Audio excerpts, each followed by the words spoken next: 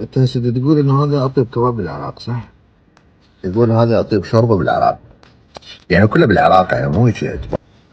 انا اشوف الكباب يقول هذا اطيب كباب بالعراق. جيت نجرب الشوربه والله.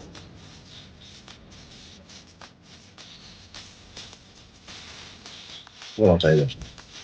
شوف انا ما اسوي اعلانات. بحياتي شايفني قدام طالع باعلان مروج المكان ما اسوي. بس اذا طلع صدق الكباب طيب انا اسوي لك اعلان. واسوي لك اعلان سينمائي. هذا تحدي بيني وبينك. شوف كيف تفتتحون؟ الجمعة هاي الجمعه يعني عقب باجر. او باكر. فاذا الكباب طيب او باكر انا عندي افتتح بنفسي. والله يا بابا علي. هذا النص نفر. شو بتحكي؟ باش طلعت. لا والله الوجبه يعني حلوه. شخط وايد. شنو؟ وايد فتت.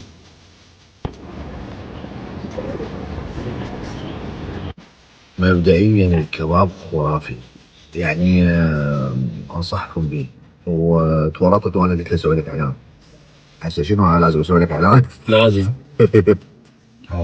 حلو. بي قعدات في اي بي. والله الحكي بيناتنا غير.